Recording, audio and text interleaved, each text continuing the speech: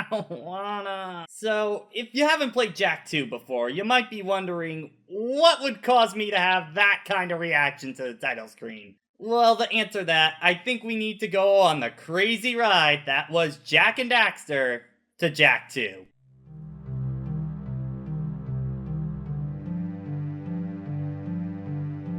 So imagine yourself. You're a kid that really liked the first Jak and Daxter. You hear a sequel is on the way. You get excited to see more of it.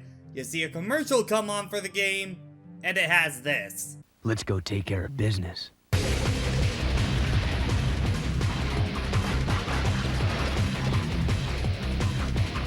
This world is better left to Jak. Rated T for teen. I'm sorry, what?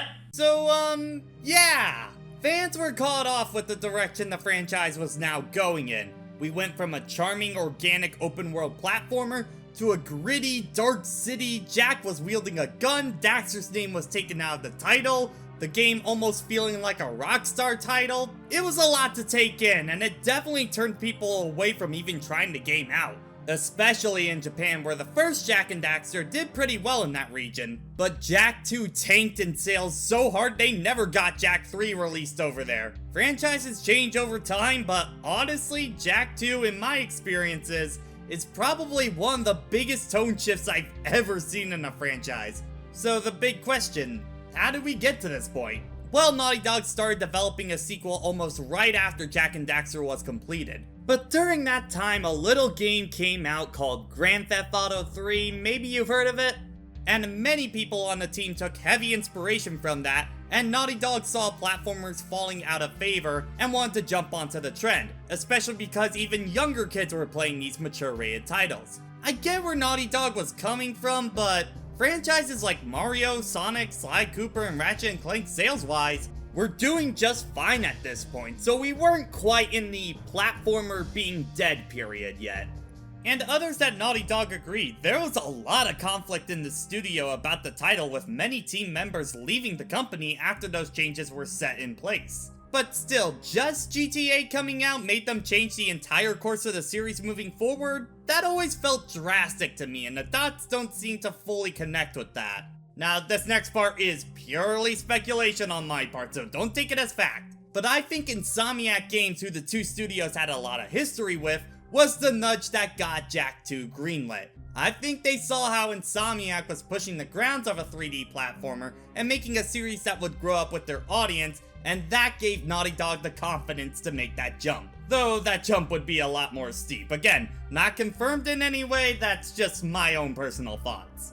Now, as far as my personal experiences with Jak II, I played it a little bit after Jak and Daxter. I was streaming it over Skype with friends, yeah, this is how far back we're talking, and I remember feeling overwhelmed. There was a lot thrusted onto me at once, and generally not having a great time, especially with one specific aspect about the game that, I'll get into later. Honestly, looking at this title screen again, about to play the game, I think Jak II has been the thing stopping me from starting this marathon more than any other factor, honestly. After that playthrough, I didn't really touch Jak II in over a decade. So there's a lot of anxiety heading back into this one, but for better or worse, this is Jak II.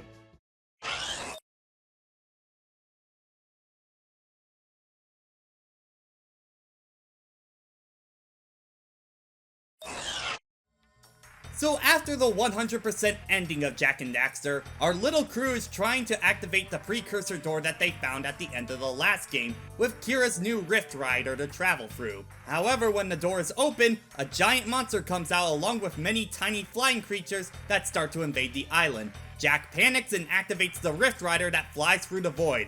Man, looking back at this part, this totally feels like a Universal projector ride. You see it too, right?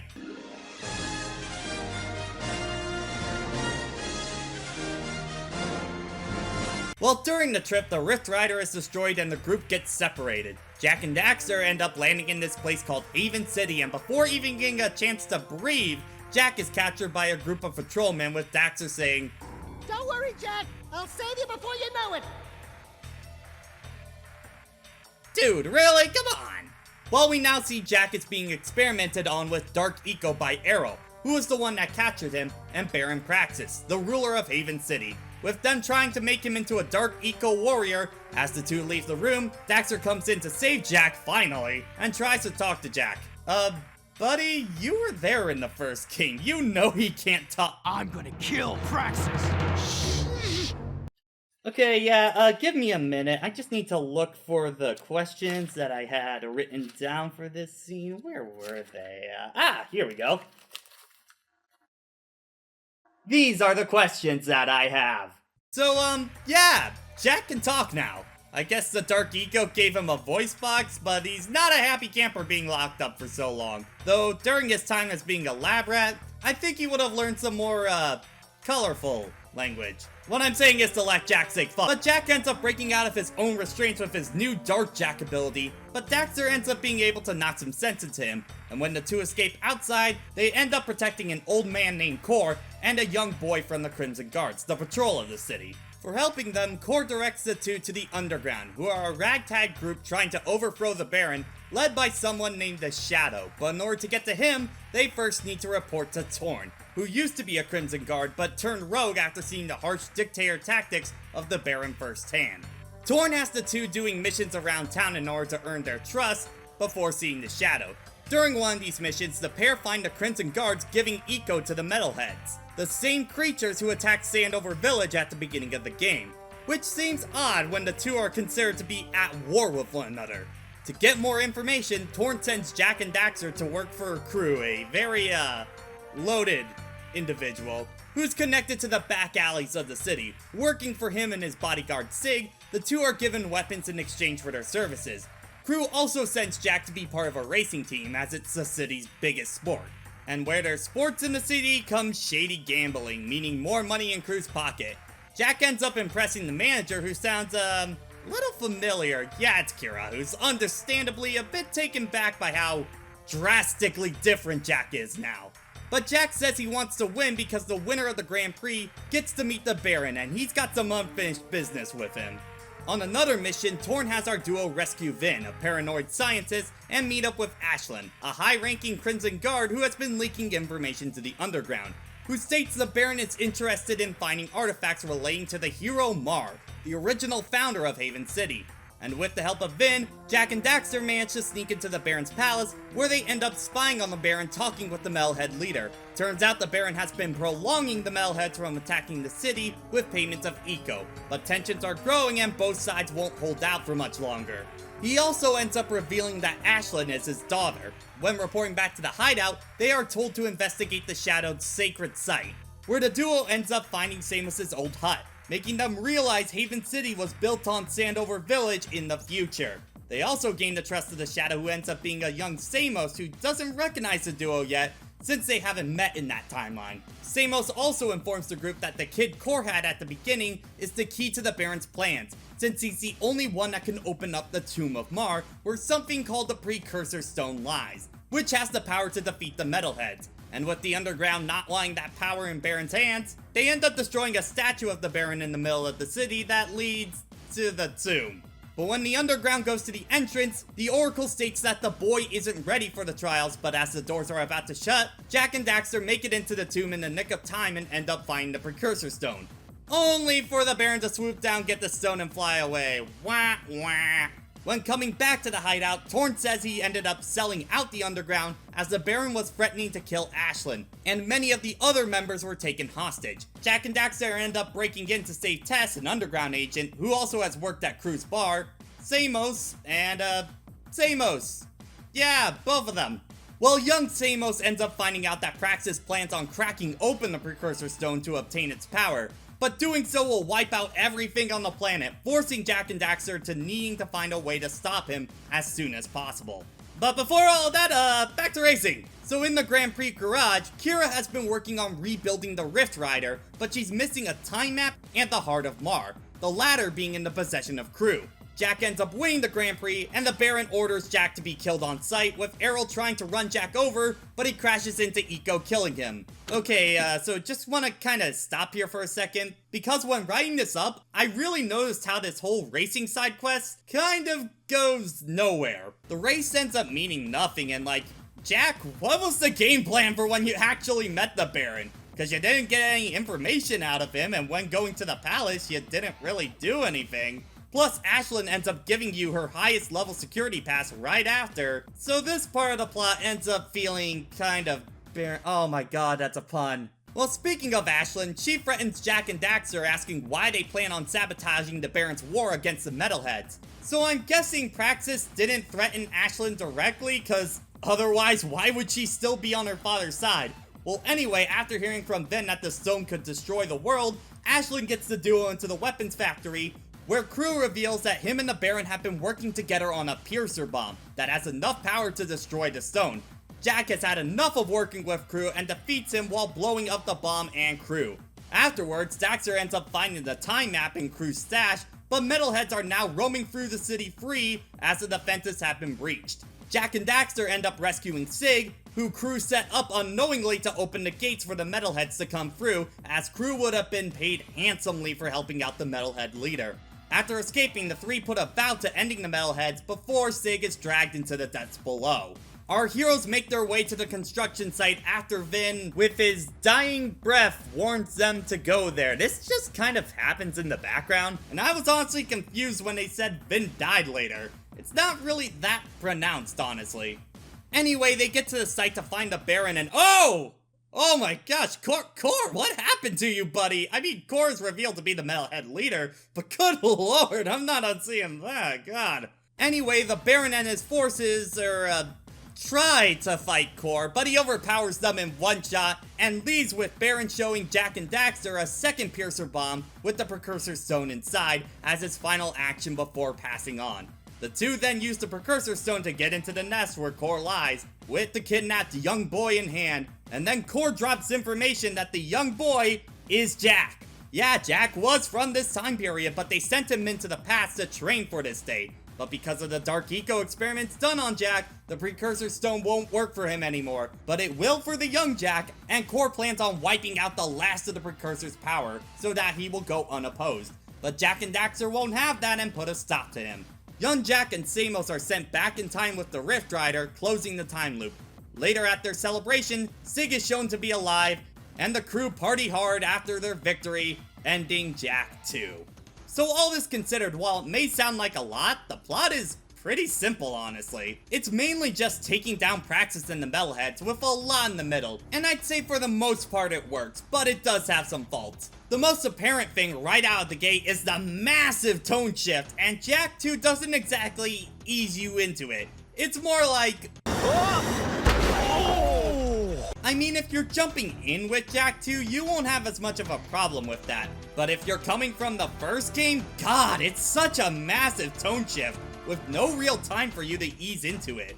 I mean, the characters are being thrust into it as well, so maybe that was the point? But for the first few hours, it feels like a weird limbo as you're getting adjusted to it. You eventually get used to it, but it could have been a bit less load-bearing at the beginning. And while you, the player, are going through adjustments on this adventure getting used to things, our characters really don't. There's not much in terms of character development. Once characters are introduced, they don't change much throughout the story. The only one I can really think of is Ashlyn, but it's a very basic arc at that. Everyone else ends the game about the same way they started. There was a bit of glimmer I had when Kira was taken back by Jak's new personality. Maybe her dealing with Jak not being the same person as he was back then, but it's kind of glazed over, and I honestly wish there was more developed there.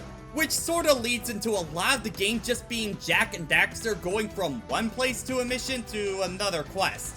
And they kind of are connected in the moment, but when looking at the greater picture, not really. Most of your groups kinda stay apart for most of the game, which can make the plot kinda drag for a good portion of the middle. But the game is more focused on lore than characters, which, it works. I would have just liked some more character moments is all.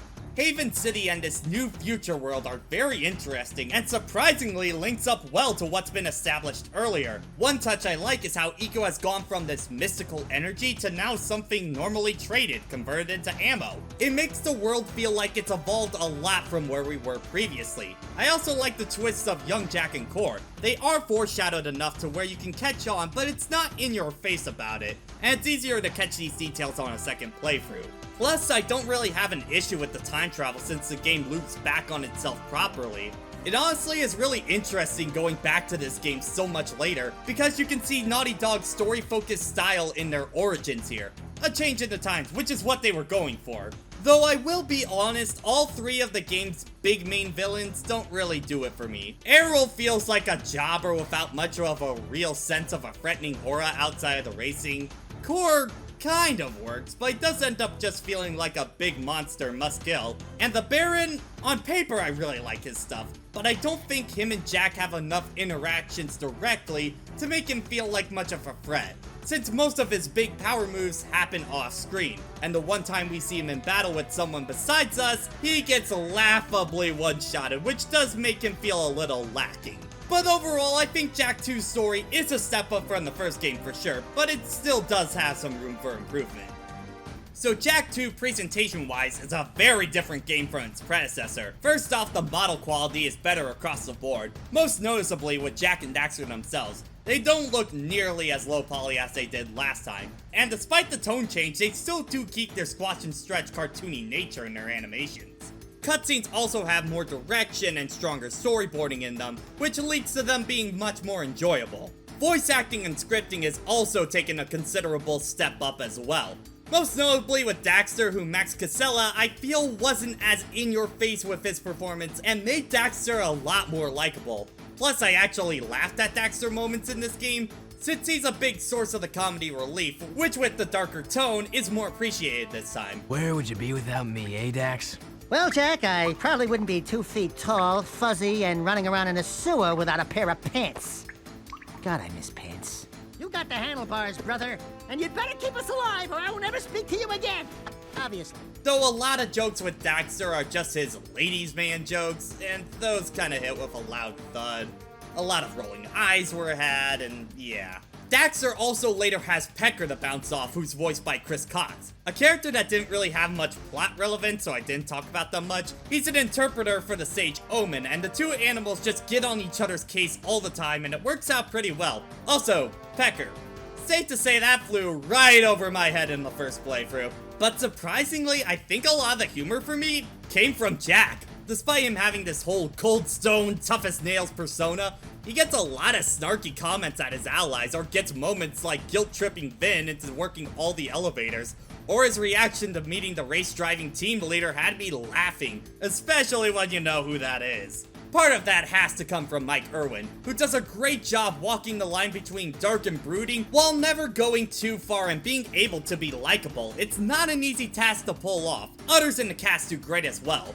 Phil Lamar as Sig is fantastic, but then again, it's Phil Lamar, so he's gonna be great in anything. William Minkin as Crew, God, he's so good at making him sound like an absolute sleazeball. And from his performance, I can just smell the funk radiating from this guy. That's good, eh? Because a cargo of rare eco ore is worth more than 10 of your lives.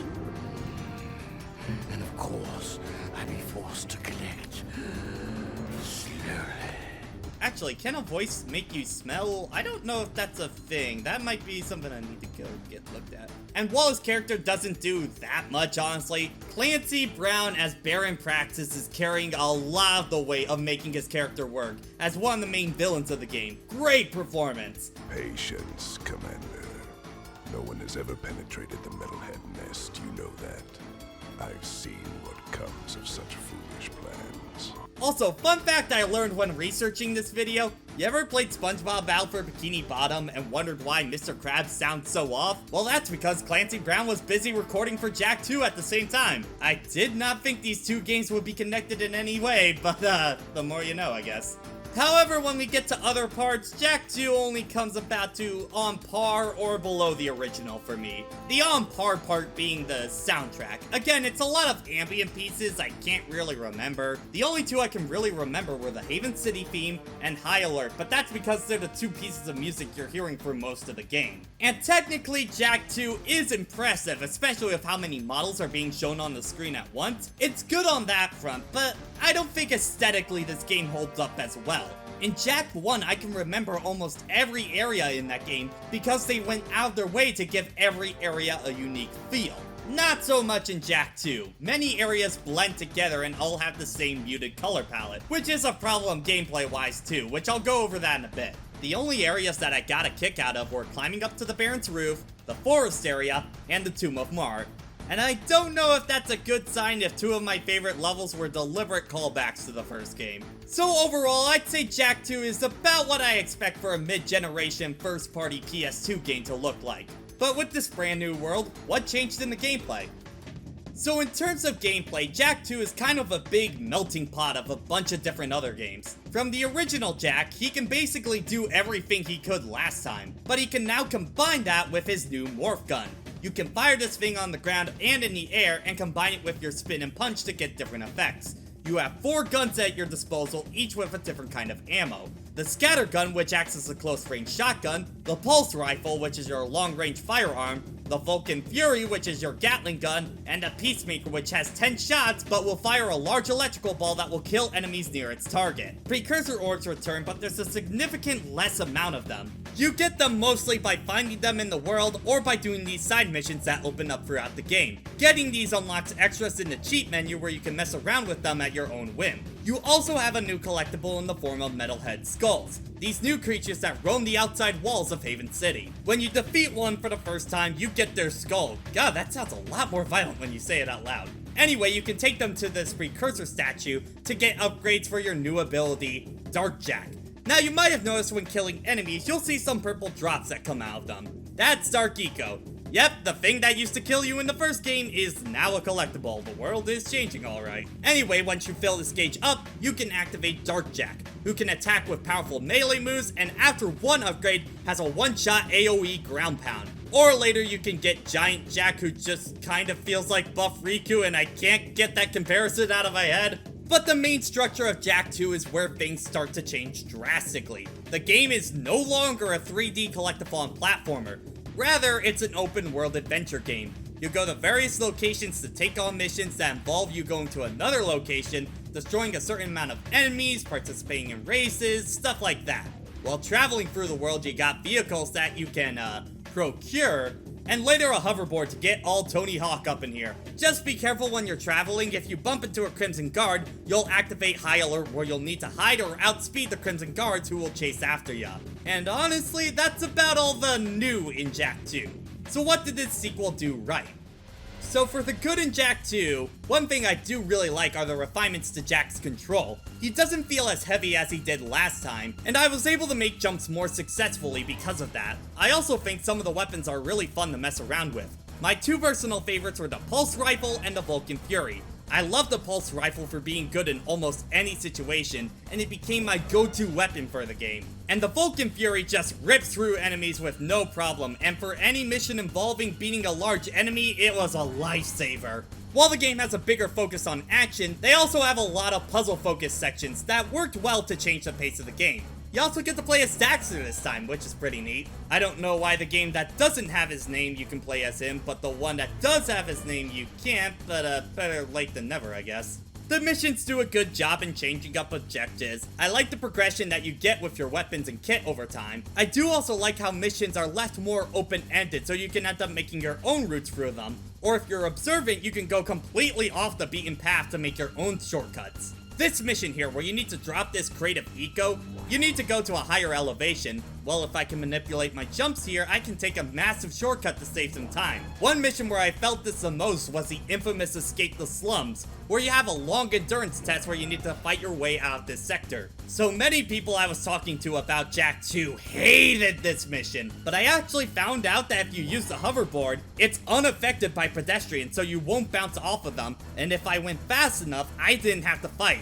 so I was able to breeze my way through this section using that. I felt like I cheated that one, not gonna lie, but it also felt pretty good. And like I said before, I enjoy improvements to stuff like the character models, the story, the scripting. The big takeaway for me is that Jak II managed to radically change its tone and still make it work. That's not an easy task, and I appreciate Jak II being still able to keep up the quality in its storytelling. However, it wasn't able to hold up quality in other aspects. Okay, so I know there's some more infamous parts about Jak II, but let's work down the list here. For me personally, the world of Haven City itself is rich in lore and story, but as a gameplay location, doesn't even compete with Jak I's world. That one had the benefit of areas naturally weaving into each other and hiding loading zones in unique ways. It also had many clear landmarks to help make navigation easier. Haven City is not like that. It consists of a bunch of narrow hallways with barely any landmarks that aren't very fun to travel through, and anytime you need to do a mission, it's through an armored wall or a warp gate, which makes the world honestly feel a lot less alive than it used to be. And adding on top of that, it's clear that this game is taking influence from other open world games, GTA being the most blatant. But think back to those games, or more modern examples like Batman Arkham or PS4 Spider-Man. You still have story missions, but let's be real, the biggest enjoyment from those games come from goofing off and doing silly stuff in the open world, doing side missions, or just how fun movement can be going through a huge play city. Jak II doesn't really have anything like that. You'd think the hoverboard would be a big part of that, but honestly, it's not actually that great for movement, and most of the time it's just an alternative to the vehicles. Well, when the hoverboard is used intentionally, I'll just leave that one to the speedrunners on that. Most of your movement around the city involves these vehicles, and they aren't exactly what I call fun to control. They felt so stiff, and most of your movement is just going in a straight line. And you want to stay in the low hover zone, otherwise you'll crash into vehicles in high hover, especially because they love to blindside you around corners. So yes, I will continue to run over people of Haven City if it means I can get to my destination faster. Jak, the hero of prophecy, everyone. The only thing you have to worry about on the ground is running into a Crimson Guard triggering high alert, but you can usually get to your next destination before that, especially with the Zoomer, which is easily the go-to vehicle for travel. High alert only becomes a problem during missions, but I'll get into more about that later. But I will say when an alert starts with vehicles feels inconsistent. I had a full-on collision with this vehicle, nothing, but then I slightly nudged this one and high alert starts, huh?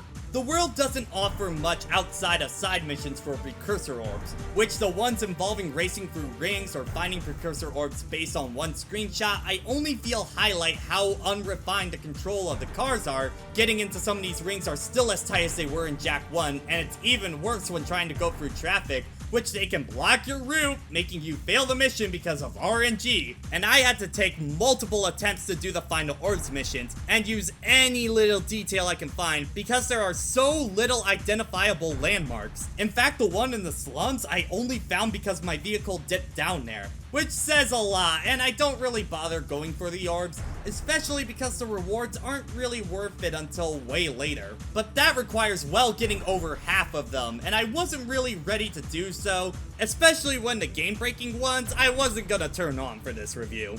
I had to pull out my map multiple times just to move around because every area looked identical, and between your destination points is a whole bunch of nothing, with a good few hours of the journey just being traveling to your next mission, so there's a lot of back and forth. It gets boring in no time, and there's no fast travel or anything, so Jak II's world isn't really that interesting to travel through as a whole, losing one of the biggest things that the original game had going for it. And speaking of losing qualities from the original game, remember how I said Jak and Daxter last time was a kickback and relax kind of platformer?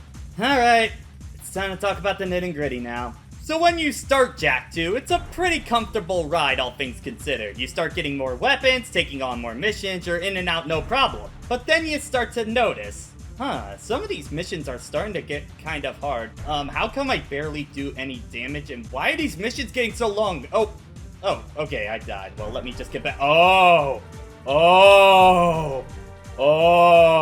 no. And just like that, you're in the real Jak II. So let's run down the list here. First off, gunplay. I got a few issues. This game that's heavy on using the weaponry has no lock-on or strafing feature of any kind. This is a game after Ratchet & Clank 1, and I'm honestly surprised Naughty Dog made the same mistake as Insomniac. Without these, it makes tracking enemies and knowing my surroundings much harder than necessary, and severely limits weapons like the scatter gun. And it doesn't get much better with your long-range options. When you go into first-person mode, there's no aiming of any kind, so I can't take out enemies from far away. Again, Ratchet & Clank 1 had something like that, and Jak 1 with the reticle thing that you only used with the yellow eco. So how come they removed that feature in the game that, you're shooting things all the time? The issue is only more apparent when you try to take out enemies from afar, when you notice that the game's lock-on can honestly feel like a crapshoot. Point it at an enemy all you like, but you have to manually aim and make sure your sight is on them, otherwise it won't snap to them, making up for the impreciseness of 3D. Sometimes I was able to shoot just fine, mainly on the bigger targets. And they teach you this Wastelander move where you can punch and then fire, and close range it does a better job locking on, but if you're far away, expect those shots to straight up miss. The Vulcan Fury, because of its rate of fire, can get the job done, but you run out of ammo for it so fast. And the yellow gun, your main gun for the game honestly, it feels like luck when it wants to work, and I never want to rely on luck in order to win a normal combat encounter. Even in Shadow the Hedgehog, it felt more reliable to hit enemies from long range. And when Shadow the Hedgehog is doing a mechanic better than you, that's not a good sign. Well, there is sort of a workaround method. Get that yellow gun out, you jump, you spin, and you fire. I know some people just rolled their eyes at me for mentioning that tactic, but this became my go-to tool when surrounded. And more importantly, when you do this move, it will auto-lock to the target in front of you. Oh, so I guess the game can auto-lock. It just wants me to waste 10 bullets in order to do so. Look, when it comes down to it, I can either try and shoot an enemy, hope it connects, or use a lot more ammo and make sure my shots will connect. And if you do it close enough to the ground, you even fire more shots forward, and the yellow ammo is by far the one the game gives you the most of. So I think this is what they wanted you to do, and feel free, I'd say. And for the record, this is the same strat used in the speedrun as well. Or besides going through this whole process, the tracking of the shots could just, work. Like its rival series that had no problem doing so. And the final weapon you get, the Peacemaker, isn't that special either. For one, you get it way too late into the adventure for it to really be useful, and while in a big groove it can do a lot of damage, it only has 10 shots and the ammo for it is super rare.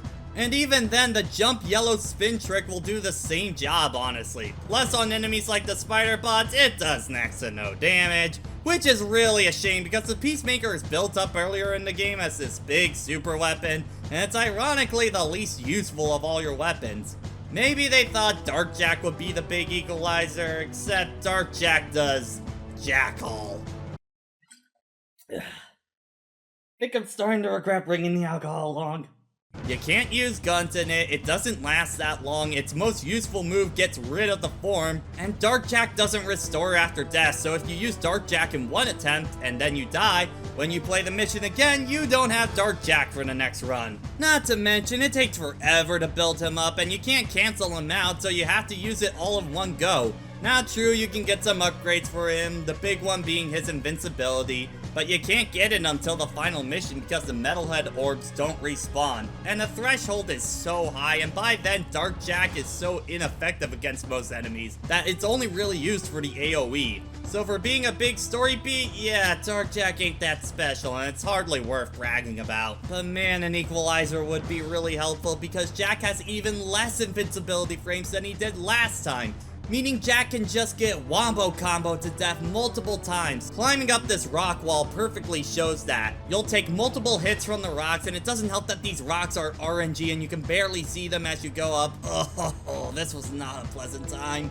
And while Jak has 8 health points, most of the enemies end up doing 2, so most of the time he can only really take 4 hits, just like the first game. But you're gonna take more punishment this time because the enemies are so aggressive. They hunt you down any second they get. Especially these guard drivers. Oh my god, I swear, these guys' whole mission is just to drive into you at full speed, which has the potential to kill you in one shot. Again, please stay in the lower hover zone so you can just avoid these guys. But when you have to deal with them, it sucks.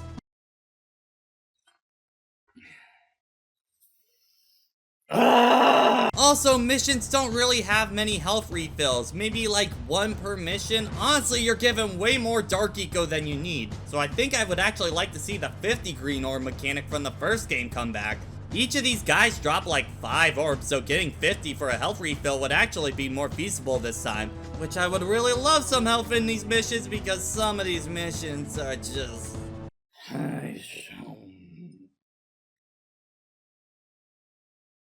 I could have sworn there was less in this bottle a minute ago. Let's talk about what I honestly think is Jak II's biggest problem, and it's the root of a lot of the game's problems, the lack of checkpoints. Missions in Jak II aren't only hard, they also get long. There can be up to 5+ sections in every mission, and between when you start a mission and the very end, there is no checkpoint in sight. Meaning if you bite it at the very end, it's all the way back to the beginning. You're given infinite lives like the first game, but Jak II's challenge never feels fun to overcome. It's not like a shorthand challenge of something like Celeste for a modern example. It's a marathon kind of challenge, where it's how many obstacles can you beat in a row perfectly, and trying to get back to the part you are actually struggling on. I'm never a fan of this kind of challenge setup, because it always makes any kind of mistake you make that much more punishing. And remember, there's barely any health refills in these missions, so while combat has been designed to be very rushdown heavy, I spend most of the time as far away as I can picking off enemies. Hey, if I rush in and make a mistake, it's back to the start, and I don't want to do that. I would personally just like the mission to end.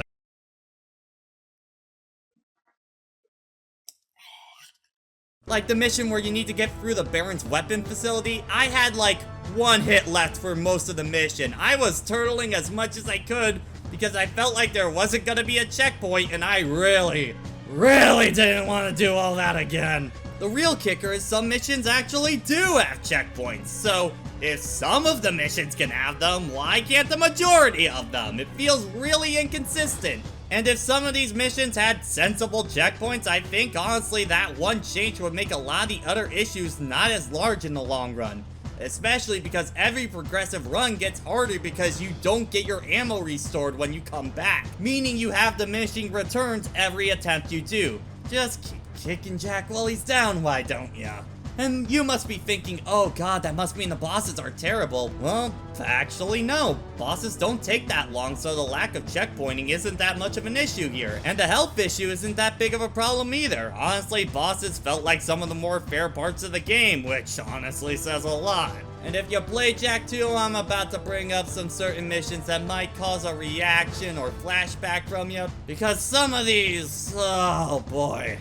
Getting the artifact on the combat route where you have to fight a mini-boss every time you die here, and right after it is a shield metalhead that gives you such a small opening. I had to high jump and then shoot to just stand a chance. I don't think that's the intended way, but it worked well enough to get me past.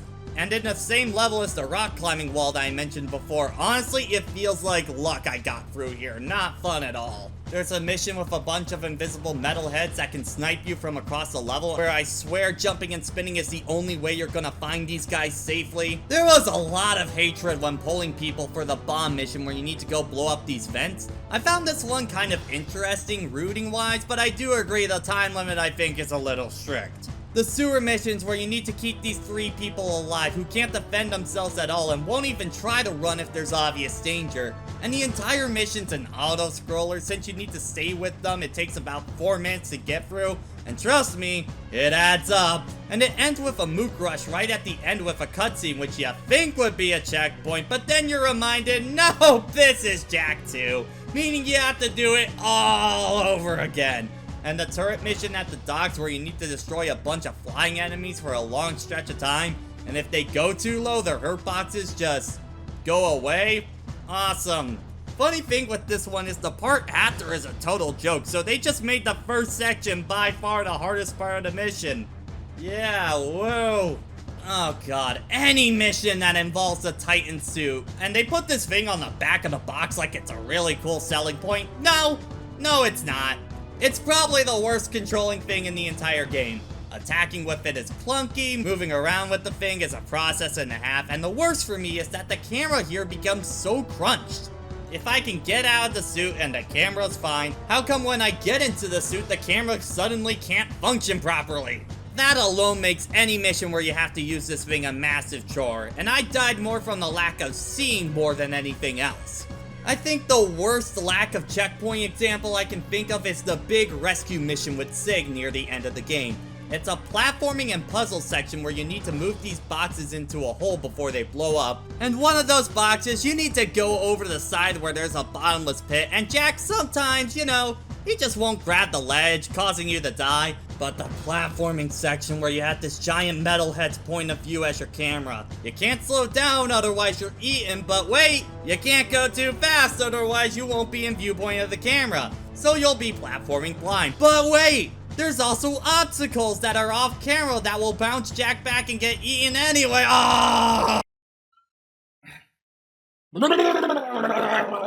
40 minutes on this mission. And the worst part is the mission has like 4 cutscenes, and not a single one of them is a checkpoint. Even though you got this little save icon that shows up, it lies to you. It gives you false hope. And that wasn't even the longest I spent on a mission. Leave that to almost any mission that requires you to be in the open world with a vehicle. Because first off, there are no health refills in any of these at all. So these are even more of an endurance challenge than normal. Vehicle health is also super inconsistent, adding to the frustration of these. All the vehicles have different health amounts, but even with the same vehicle, sometimes it would act like a tank and keep on trucking, and sometimes it explodes after getting hit once. There's no consistency to it whatsoever. When a vehicle explodes, sometimes you take some damage, sometimes it kills you in one shot, even at full health, which is an instant mission failed, through no fault of your own.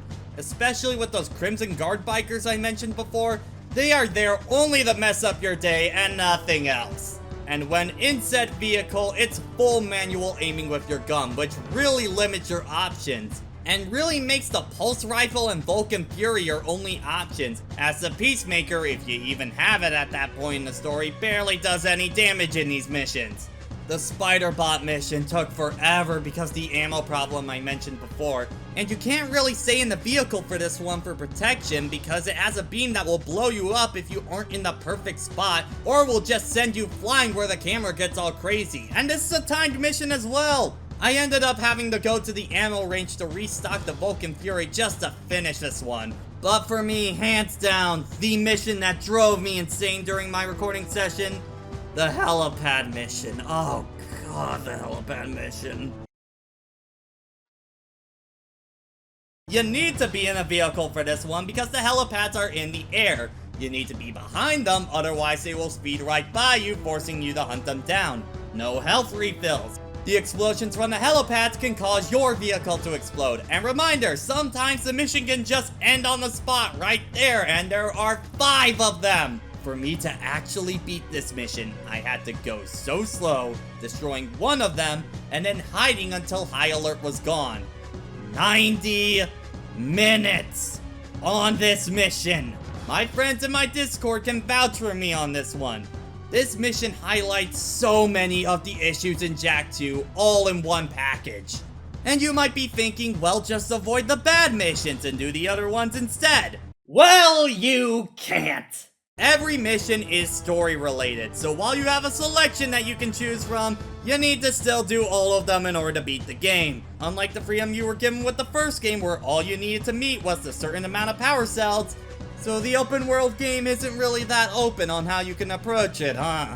This also means any minigame segment is now mandatory in order to beat the game, like pressing these buttons with Odin, or especially this whack-a-mole one, or the races that would be nice distractions turn into frustrating roadblockers, especially when their goals are so strict.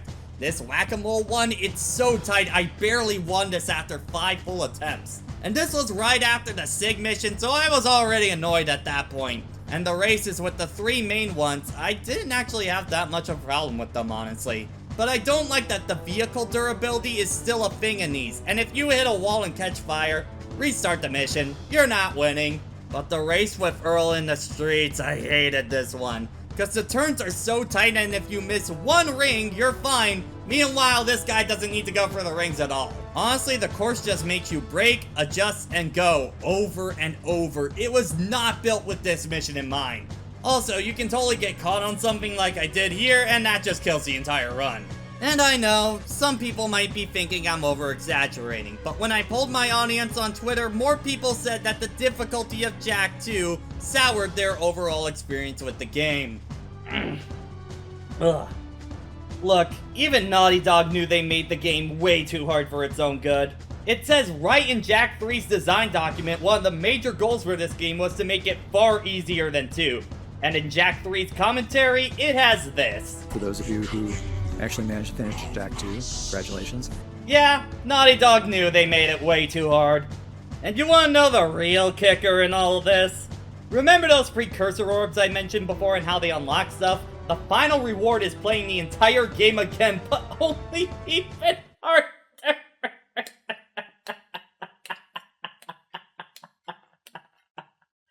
No. No. Look, you are given all your weapons and Dark Jak upgrades from the start, but really, it doesn't mean that much in the grand scheme of things, and the missions like the turret one are made so much worse. And if I wasn't having fun the first time, why the hell would I play the game but even harder? I just used a glitch to farm for orbs just to show off hero mode because I got other games to play here, and trust me, I already played more Jak II than needed for this video. Why, you may ask? Well, when I was recording my initial run, I got all the way to the second major boss in the Tomb of Mar, and then went back to timestamp some of my stuff. Then I saw my footage got completely corrupted and was unusable, meaning I had to play the game all over again! And let me tell you, if I wasn't already having issues with Jak II, having to play it twice only put a microscope under its problems. Oh, my head is starting to kind of hurt on this one. Okay, let's just start wrapping this one up. Look, if I didn't make it clear, I didn't have fun with Jak II. It does have high points like the writing and the story, but nowadays I feel like you can go find those on YouTube because the actual game is unfortunately not strong enough to carry it. And all of those little issues just pile on top of each other and create a more frustrating than satisfying experience. Can I recommend Jak II to a casual fan of platformers? No! No, did you see this video? No! I think Jak II requires too much of a specific mindset to get enjoyment from. And if I'm gonna be real, I'll recommend you games like Ratchet 2 and Sly 2 way before I recommend you this, and the difficulty is the biggest culprit. I rarely had a feeling of satisfaction with beating missions. It became a oh thank god that one's done sort of feeling, and I just wanted the game to end, which is never a good sign for me. Even if we take the difficulty completely out of the equation, I never had any moments that equaled the highest points of the last game. And I was having more fun consistently in that game too, so yeah, I would say the first game is an overall better game than this. Then you throw all the problems that this game has with difficulty, and what reason do I have to play this one? By itself, I don't think I can recommend Jak II. Especially when Jak's competition on the same platform had far better success with their second titles and first games, honestly. And as part of playing through the whole Jak trilogy, get ready for what you're going through with this one. And even then, I think it's a one and done. I can safely say I am not going back to this one for a long time. And a game I wasn't having fun with isn't a game I can recommend to you. Well, can't say I'm exactly surprised when I head back to this one I ended up not liking it. That gut feeling was pretty much right. I mean, if you enjoy it, you enjoy it, but for me, it's not really something I can recommend to people. But after this, we got Jak III, and I think I remember this one being better, but I haven't played this one either in a really long time, so we'll find out then. You guys are gonna have to wait for that one a little bit. I'm gonna go lie down, so, yeah.